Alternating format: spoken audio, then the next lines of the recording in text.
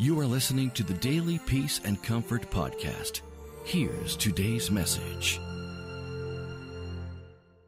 So remember po, sabi ni Jesus sa John 4:24, true worshipers will worship God in spirit and in truth. Since ang Diyos po ay espiritu, ang tunay po na worshiper ay nagmumula ang pag-worship sa loob, hindi sa labas. Hindi sa tugtugan. Sa loob, mula po sa puso kung saan naninirahan ang Espiritu ng Diyos. So, mula po sa puso, na bunga ng tinanggap niyo pong katotohanan mula sa Word of God, ang magbubunga, ang mag-i-induce ng worship. So, ito po, yung heart of worship, ang nagtutulong po sa atin para itaas natin ang kamay natin para tayo lumuhod, kumanta, at makakompose ng kanta. Kaya po, ang true worship is worship in spirit. Dahil ang Diyos po ay espiritu. Ang true worship ay pure, holy, kasi nanggaling nga ang pagsamba natin mula sa pagkakilala natin kung sino talaga ang Diyos sa buhay natin. Kaya nadidevelop po yung heart of worship kasi ang ino-offer natin sa Diyos ay yung pagsamba ng mismong heart natin, hindi po yung lips lang natin. Now, paano pa malalaman ang true worship? Tandaan po ninyo, ang true worship will always produce a change in the heart of the worshiper. Kaya siya nagkakaroon ng heart of worship o lifestyle of worship. Pag ang tao po, hindi nagbabago, lalo na yung mga masasamang ugali, yung pagkamakasarili. 100% po ako na hindi siya nag-worship. Kung mahal po ninyo yung sarili nyo ngayon, pwede nyong tanungin ang sarili nyo, tama ba? Masama ba ugali ko? Sa totoo lang, wala pong perfect sa atin. Kaya nga dapat mag-worship po tayo para nalilinis tayo ng Lord, natutulungan tayo magbago. So ito pong heart of worship na ito, ang magbibigay ng desire para mas mahalin pa at mas sundin pa ang Diyos na sinasamba natin. Well, sabi po ni Jesus, those who love me will obey my commandments. Sabi niya, those who love Him will obey His commandments. Kung sinasabi po natin na mahal natin siya at wino-worship naman natin siya, pero hindi naman tayo sumusunod, ang worship po natin ay, sorry to say, worthless. Okay. Ang true biblical worship of the one true God is a lifestyle, not a moment in time, o tinatawag na experience-oriented worship on Sunday lamang. No? Parang pagka maganda yung tugtog, ang daming parang napupuspos, no? Umiiyak, nagsisisigaw, natutumba, minsan. Pero, ang question ay, after ng service, no Sunday, kamusta ka na? Kung babalik ka sa dati mong gawi at hindi ka rin mag-worship everyday, hindi ka maglalaan ng time for God, sasabihin ko po sa inyo, baliwala yun. Sayang yung na-receive. So, lahat po ng believers o tumanggap sa Panginoong Jesus, kailangan po naglalaan ng oras everyday para mag-meditate ng Word, para mag-pray at higit sa lahat, para po mag-worship.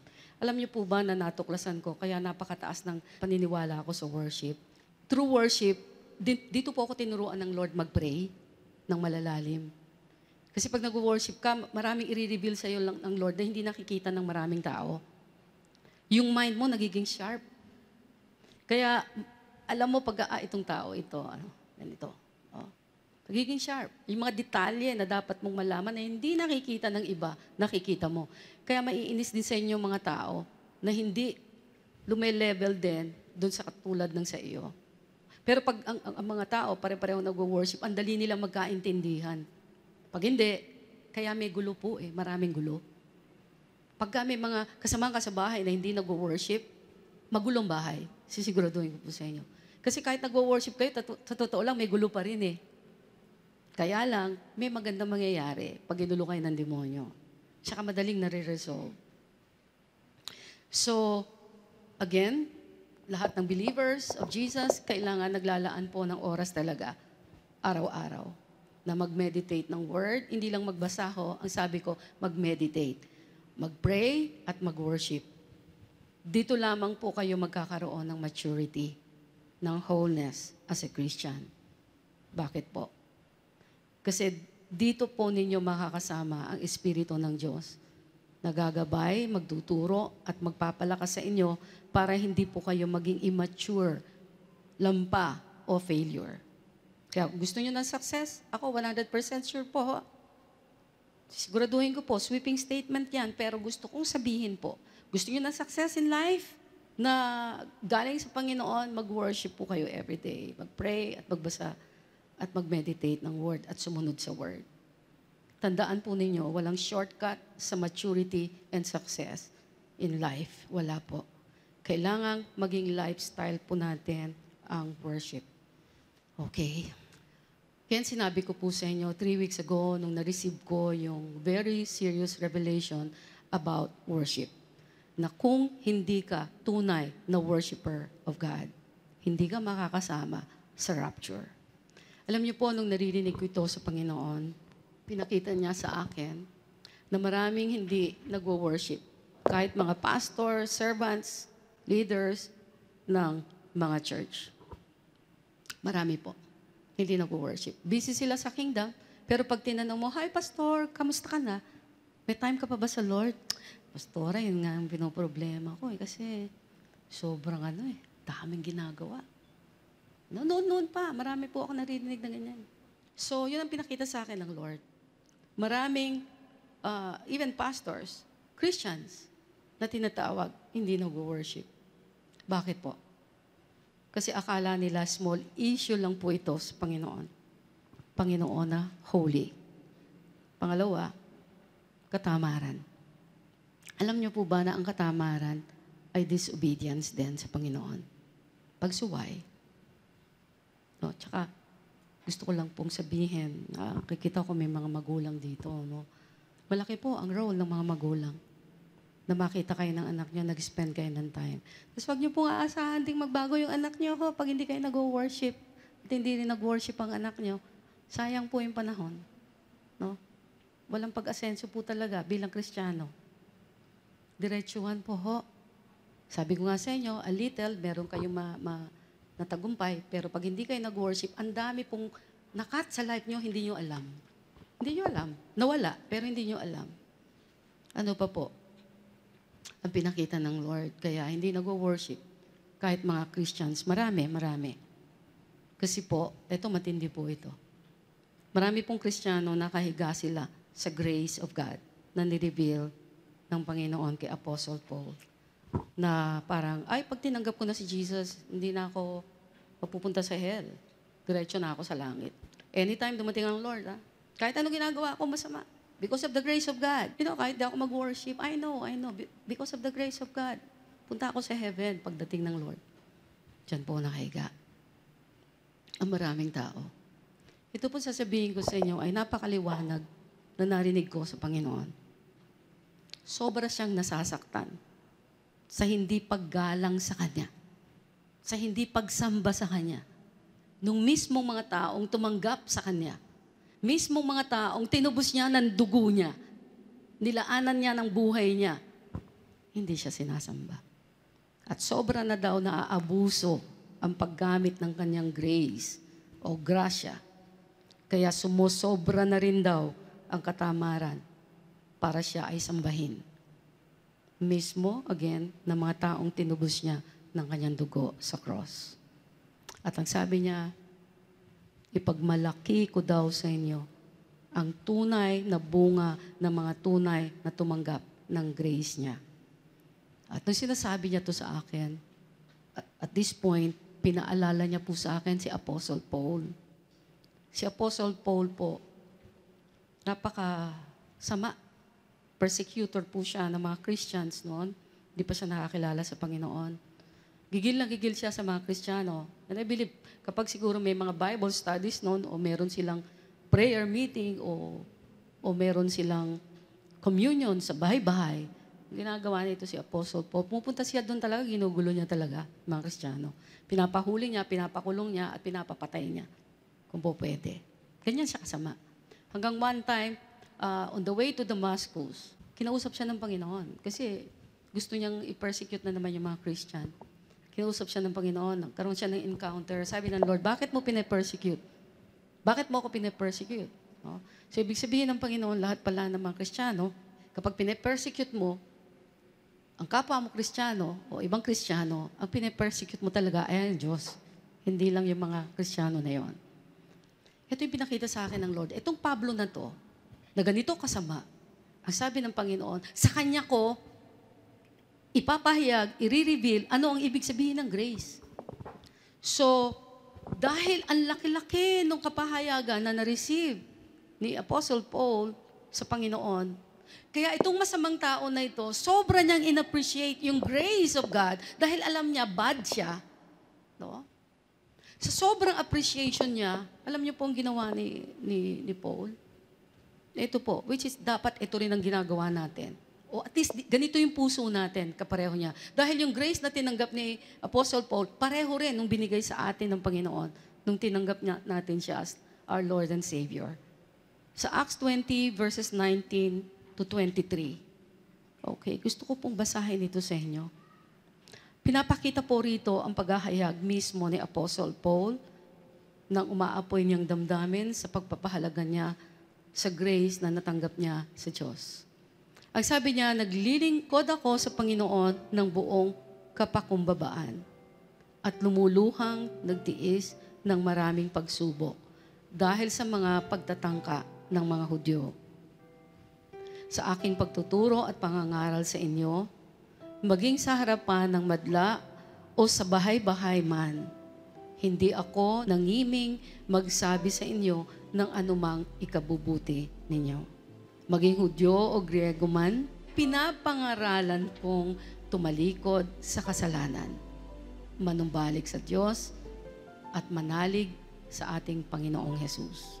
Ngayon, bilang pagsunod sa Espiritu Santo, ang sabi niya, ako'y pupunta sa Jerusalem at hindi ko alam kung ano ang mangyayari sa akin doon. Take down po ninyo yun, no? Ang tanging nalalaman ko ay ito, ang sabi niya, sa bawat bayang dinaanan ko, ipinapahayag sa akin ng Espiritu Santo. Imagine that, oh, Spirit of God mismo ang nagsasabi sa kanya, bawat bayan na pupuntahan niya, na ang naghihintay, sabi niya sa akin, ay pagkabilanggo at kapighatian. Alam na niya. Sinabi na ng Holy Spirit sa kanya, pag pumunta ka sa Jerusalem, ito mangyayari sa iyo. Tatalian ka, bibilanggo ka, at pwede kang ipatayin. Pakinggan niyo itong mabuti, oh. Damahin niyo, sinasabi ni Apostle Paul. Ang sabi niya, subalit walang halaga sa akin ang aking buhay. Magawa ko lamang ang aking tungkulin. At matapos ang gawaing ibinigay sa akin ng Panginoong Jesus. Ang pagpapahayag ng magandang balita tungkol sa kagandahang loob ng Diyos para sa tao. Sa English, ang verse 24, sobrang dramatic. Ang sabi niya, alam ko, ako'y tatalian, ako ay ikukulong, ako ay mapapasama, sasaktan, at pwedeng mamatay. But sabi niya, but none of these things move me. Nor do I count my life dear to myself. So that, ang sabi niya, that I may finish my race with joy and the ministry which I receive from the Lord Jesus to testify to the gospel of the grace of God. For I am ready not only to be bound, but also to die at Jerusalem for the name of the Lord Jesus. Ang sabi ng mga kasamahan niya ay, huwag na siyang pumunta sa Jerusalem kasi mapapahamak siya. Pero hindi po siya pumayag. Ang sagot niya, I am ready to die for the name of the Lord Jesus. I am ready to die to testify to the gospel of the grace of God. the ministry which I received from the Lord Jesus. Hey, may na-receive tayo eh. Nung tinanggap natin si Jesus as Lord and Savior, ang na-receive natin, grasya niya. Dapat, papunta na tayo sa hell any moment. Pero sabi ng Lord, mahal ko to eh. Mahal ko kayo. Tutubusin ko kayo ng aking dugo. Why? Kasi bibigyan ko kayo ng ministry. Whatever yung natanggap nyong malaki sa akin, dapat ipagkalat ninyo yan. At willing kayong mamatay para dyan. Now, the question is this. Bakit si Paul willing to die? Maipagmalaki niya lang ang grace of God. Bakit po tayo, hindi naman nanganganib ang buhay natin pag nag-worship po tayo? Pero bakit hindi natin ito maibigay sa nagbigay ng buhay sa atin? Philippians 2 verses 12 to 13, Paul writes, "Continue to work out your salvation with fear and trembling." Well, maraming pwedeng ikahulugan dito, pero tinatanggap ko ito. Parang sinasabi sa akin ng Panginoon, okay, na-receive mo na yung grace ko. Na-receive mo na ako. As Lord and Savior, anong gagawin mo ngayon dyan? Magwawala ka? Makikisama ka sa mundo, kahit anong ginagawa ng mundo, gagayahin mo. Kasi tinanggap mo na yung grasya ko? No, sabi ng Lord, I have a model here. Si Apostle Paul, gayahin nyo to, kaya nakasulat ito dito. Hindi ito para basahin lamang ninyo. Ngayon na natanggap ninyo, itong kapahayagan na ito, anong gagawin nyo rito? To whom much is given, much is required, ang sabi ng Panginoon. Everything na nare-receive natin, as important as this, as sinasabi ng Lord, nire-require ng Panginoon, yung importante ring bagay, maibalik natin po sa Kanya. At ang yan ay kapahayagan ng Kanyang grace. Yung gospel niya. The gospel of Jesus Christ. Hindi po ba yung ginawa ni Paul, ang proper response po sa tunay na naka-receive ng grace of God? Di po ba yun ang tamang response? Hindi yung pagkatamad sa pagsamba, kundi yung wholehearted devotion natin po sa Panginoon. Kung si Apostle Paul po willing to die for the grace of God, bakit po tayo worship lang hindi natin magawa? Again, nagpahayag po ang Panginoon, ang babalikan po niya dito ay yung church without wrinkle, blemish, or spot. Kaya po niya binigay ang buhay niya sa cross para lahat po tayo, yung willing tumanggap nung binigay niya na pagpapatawad sa cross ay malinis. Malinis tayo kasi hindi niya babalikan ang madumi. Yung dugo niya po ang pinanglinis sa ating lahat. Kaya wag po kayong mapapaniwala. Higa lang kayo sa grace at tinanggap nyo si Jesus and sasabihin nyo, I can do anything. Anyway, maunawain ang Panginoon. Tandaan nyo po, isa lang ang soul po ninyo. What if, kung ang nire-require nga niya ay maging worshiper ka, what if kung dumating ang Panginoon, tapos hindi mo to sineryoso? Yung takbo ng isip mo, hindi gusto ng Panginoon. At dumating siyang bigla. Ako nyo po, sabi ko nga, I only have one soul. One soul. Kaya ayaw kong igambol ito at humiga lamang ako at mag-relax lang because of grace. Though, tinatanggap ko po ang kabuuan ng grasya sa buhay ko. At ito'y lumalabas lalo ang kapangyarihan ng grasya the moment una po nating ibinigay sa Panginoon ang para sa Kanya. Ang pagluwalhati, pag-honor sa Kanya. Again, dapat din ito po ang maramdaman ninyo. Sabihin ninyo in your heart, ayokong igambol ang iisa ko lamang na kaluluwa. Paano? Sabihin niyo sa sarili niyo, paano kung mali ako? At grace lamang ng Diyos ang hihigaan ko at ako'y magre-relax. Well, the Bible says, enter the narrow gate. Sa Tagalog po, nagsabi po, pumasok kayo sa makipot na pintuan. Actually, si Jesus po nagsasalita rito. Ang sabi niya, sapagkat maluwang ang pintuan at malapad ang daang papunta sa kapahamakan. At ito ang dinaraanan ng marami. Ngunit, makipot ang pintuan at makitid ang daang papunta sa buhay at kakaunti ang nagdaraan doon. Thank you for listening to the Daily Peace and Comfort podcast. Join us again next time for another inspiring message. For more information and teaching resources, you can visit our website at www.therockofmysalvation.org. God bless you and have a great day.